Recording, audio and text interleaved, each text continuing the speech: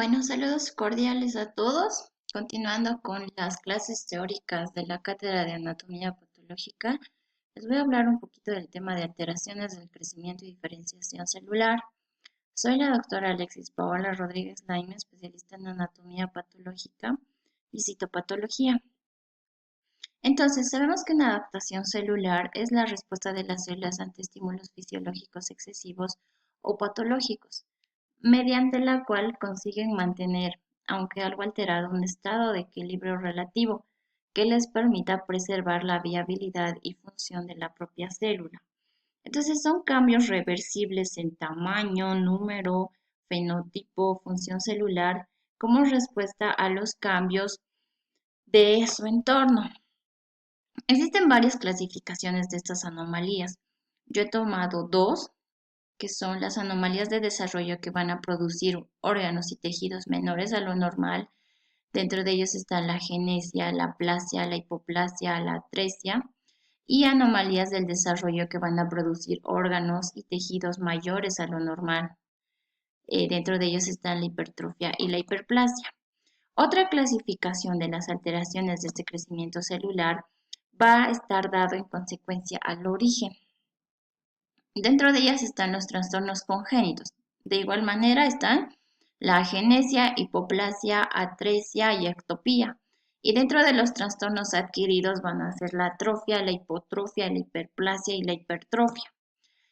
Entonces vamos a hablar del desarrollo embrionario hasta llegar a un órgano normal. Bueno, este es el proceso que sufre el desarrollo embrionario normal. Acá tenemos la formación de la masa celular embrionaria. Posterior pasa a la diferenciación a tejidos específicos de un órgano para llegar a una organización estructural de los tejidos en un órgano, fortalecer su crecimiento de un órgano hasta llegar a un tamaño normal y finalmente tener el órgano normal. ¿Qué pasa si tenemos una alteración entre este proceso y este? Llegamos a hablar de lo que es la agenesia, una falta completa del desarrollo que se produce entonces entre la formación de la masa celular embrionaria y la etapa de diferenciación a tejidos. Si hay una alteración entre la diferenciación a tejidos y la organización estructural a los tejidos, puede producirse una aplasia, que es una falta en el desarrollo. La alteración entre la organización estructural y el crecimiento de un órgano puede producir una disgenesia, que es una malformación o una formación anormal. Y la alteración en la etapa en la que se produce el crecimiento de un órgano a su tamaño normal puede producirnos una hipoplasia, que sabemos que es la disminución de la masa o tejido. Entonces tenemos la agenesia, que viene del griego a, sin, génesis, producción. Entonces estamos hablando de una falta completa del desarrollo de un órgano.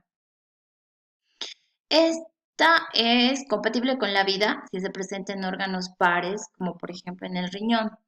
Es completamente incompatible con la vida si se presenta en órganos impares, como es el corazón.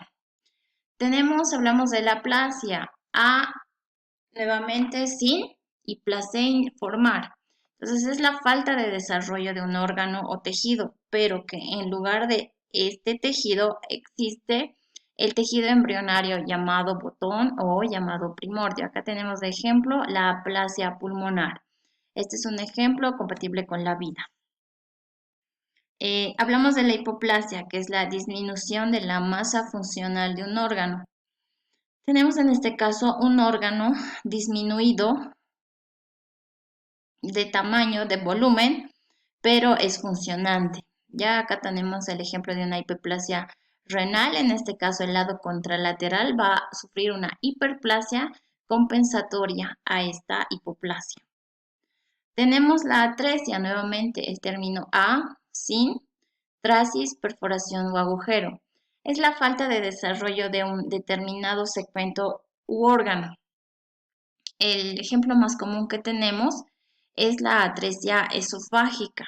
Ahora, este tipo de malformación congénita es definitivamente compatible con la vida, pero llegará a ser incompatible con la calidad de vida, puesto que para subsanar o solucionar esta atresia se requiere numerosos procedimientos quirúrgicos que van a ir en diferentes estadios hasta crecer a un esófago adulto. Entonces, estos procedimientos quirúrgicos se hacen incompatibles con la calidad de vida.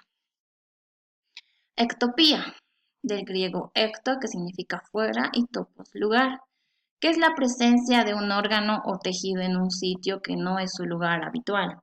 Tenemos varios tipos de ejemplos, dentro de ellos el más común es el tejido pancreático en la pared gástrica. Hablamos de la atrofia. La atrofia es la disminución del tamaño de las células de un tejido u órgano. Entonces se define como la reducción del tamaño de un órgano o tejido, pero también por disminución de las dimensiones y el número de células. Esta atrofia puede ser fisiológica y puede ser patológica. La atrofia fisiológica, por ejemplo, se da en algunas estructuras embrionarias, como son el notocordo y el conducto tirogloso, que van a sufrir una atrofia durante el desarrollo fetal. También tenemos dentro de la atrofia fisiológica el útero posparto, que se produce poco después del parto por estímulos hormonales. La atrofia patológica se va a dar por varios mecanismos, por varias causas. Una de ellas es la falta de actividad, que es la atrofia por desuso.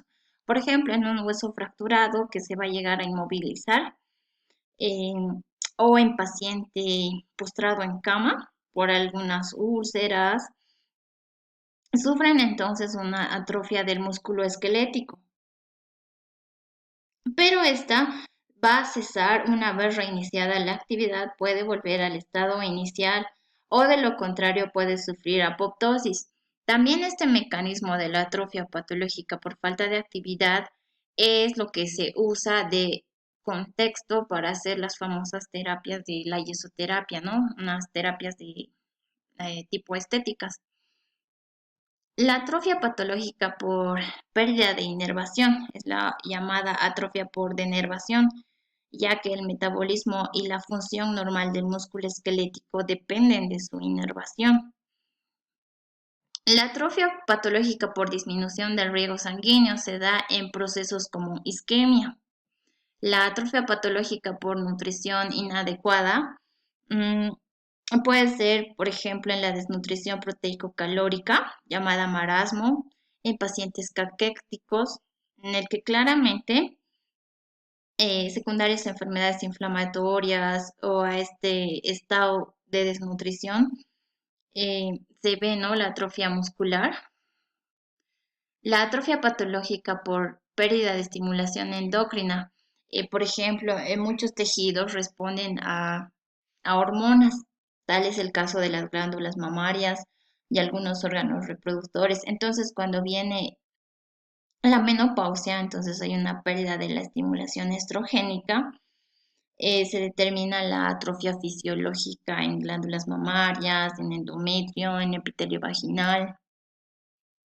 Y la atrofia patológica por presión o también llamada por compresión de algunos tejidos, por ejemplo, la formación de un tumor benigno. Mientras el tumor benigno va creciendo, las estructuras circundantes, los tejidos circundantes van a sufrir una atrofia. Entonces, dentro de los mecanismos de la atrofia, son dos los principales: la disminución de la síntesis de proteínas y el aumento de la degradación de las células. Entonces, ¿qué va a pasar? Hay la disminución del tamaño de las células reduce entonces las necesidades metabólicas. Entonces, en el músculo atrófico, por ejemplo, las células van a tener menos mitocondrias, menos retículo, menos miofilamentos.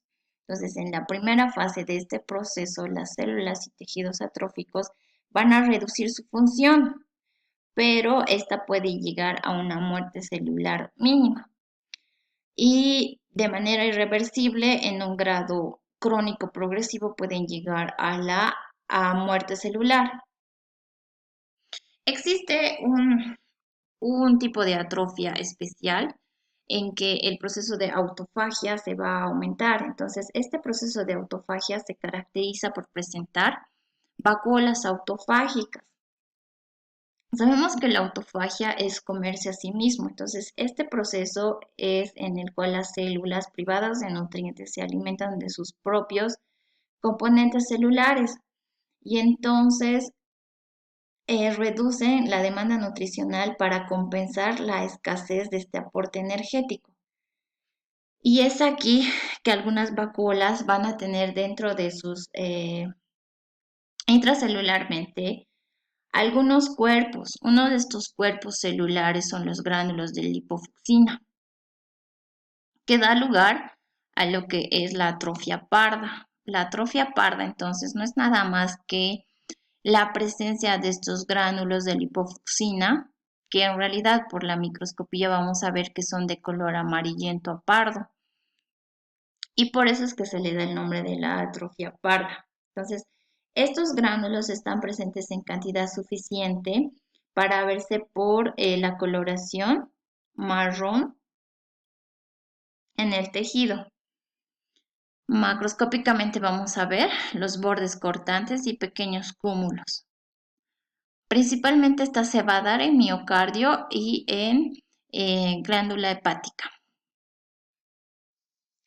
La hipotrofia es la disminución del tamaño de las células de un tejido u órgano en menor grado que la atrofia. Nuevamente, el ejemplo más renombrado es la hipotrofia muscular.